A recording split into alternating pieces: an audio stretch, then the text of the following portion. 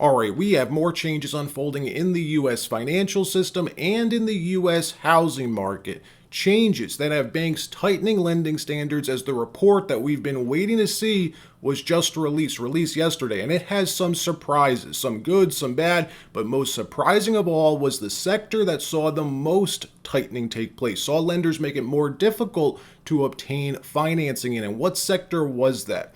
Residential real estate, and not just for mortgages, but credit standards tightened across all household categories, which is something that wasn't expected. So we're going to look at this report. We'll look at how tight banks have made it to access credit for businesses, for CRE, and yes, even for the housing market as well. And to top it off, we have the Atlanta Fed President, Raphael Bostic, the head of the Atlanta Federal Reserve. Well, he was interviewed after he looked at this report and was asked specifically about SLOOS. You're going to want to hear how he answered. But before we get started, press the like button and consider subscribing. It helps me out, and I appreciate your support. Also, my sales team keeps kicking my butt for not mentioning this to everyone. If you are a business owner or a salesperson or a real estate agent and you're looking for a CRM software to manage your customers, to manage your business, check out my company, Snapforce CRM. The link is in the description. If you're familiar with Salesforce, for instance, or if you happen to use Salesforce, well, we are a great alternative and much,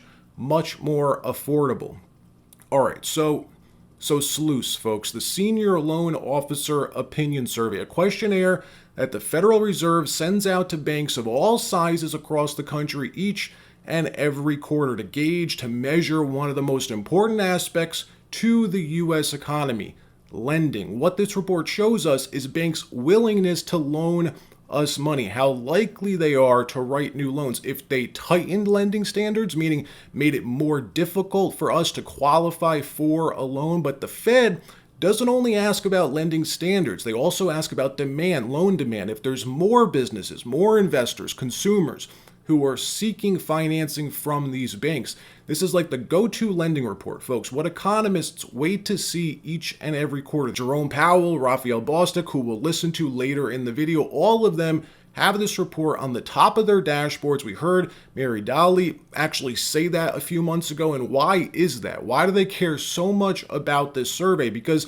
in this country, here in the US of A, credit is king, top of the financial food chain, and any sudden change in the availability of credit, can shake markets, can destroy businesses, can take down the economy, like what we saw after the '08 meltdown when banks completely stopped lending. It's the consequence of building a debt-based economy, which is what we have here in this country. So saying that this is important is an understatement. Now, normally, like we've mentioned before, it's not something that's paid too close attention to, as usually this report's boring. But right now, it's anything but that, as we're in the eye of the storm right now, folks, in the middle of the Fed's tightening campaign. Everyone's, already feeling the effects one way or another from higher rates. Now, add on top of that, banks cutting off access to credit. It could be a recipe for disaster, and it's why the Fed is being so cautious right now, continuing to pause the overnight rate.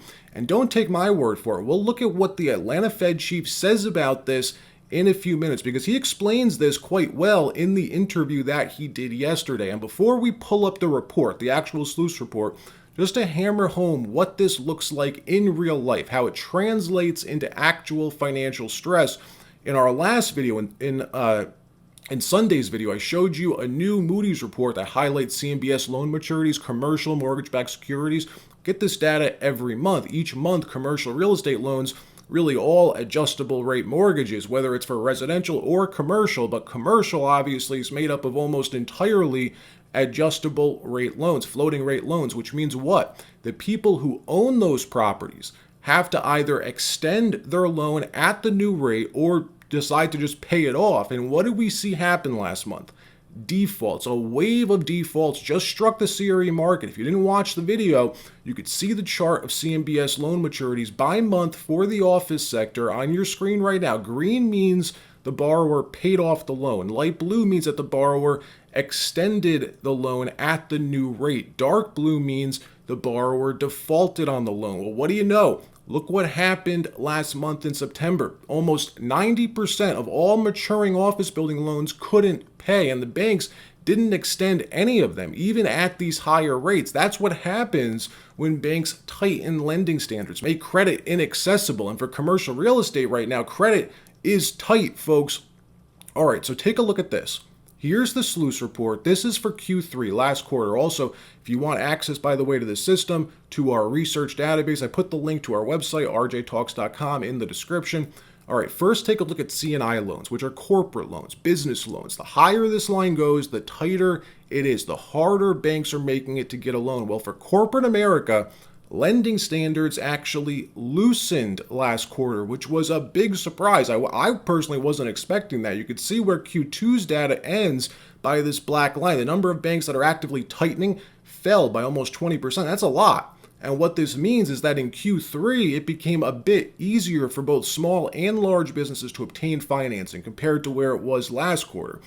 But that's where the good news ends, folks. For everything else, virtually all other categories, banks continued tightening lending standards. And again, what this data is showing us is if lenders tightened during the last quarter, so for Q3. Now, if you watch this channel often, you know that, like commercial real estate in general has problems, major problems right now. And prior to this new data, financing for CRE was virtually as tight as it was during the worst days of the great financial crisis. Well, it just got a bit worse for multifamily specifically. Take a look at this.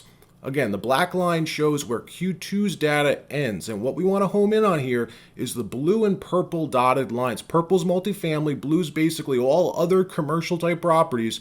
We are well over 60%. Anything over 60 is considered extremely tight and has never, not even once, not induced a recession. How about demand, though, for real estate loans? Investors looking for CRE financing.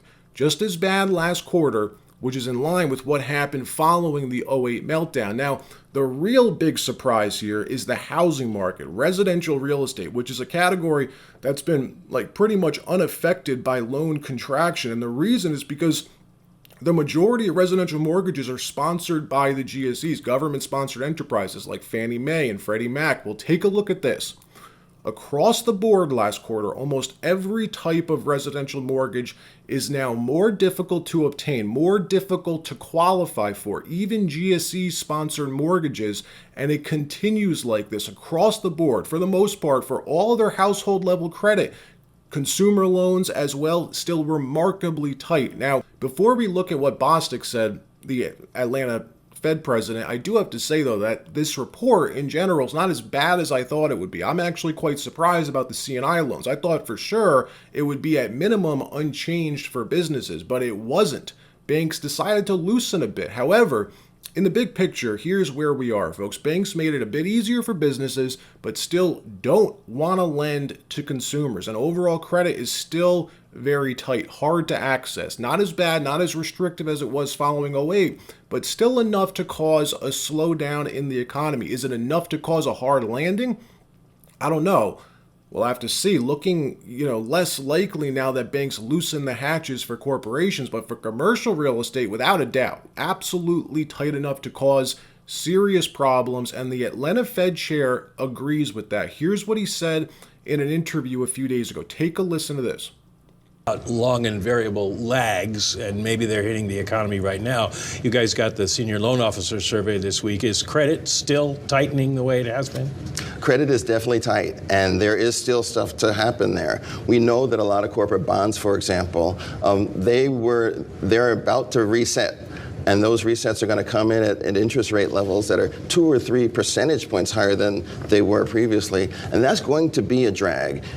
I hear the same thing in commercial real estate, where there are a lot of people who are expecting some of these buildings to struggle to hit the valuations that were projected in the previous lower interest rate environment. And that's going to be some disruption as well. So there is still stuff that's going to come from our policy. But I think that ultimately will contribute to us getting ourselves to that 2% level.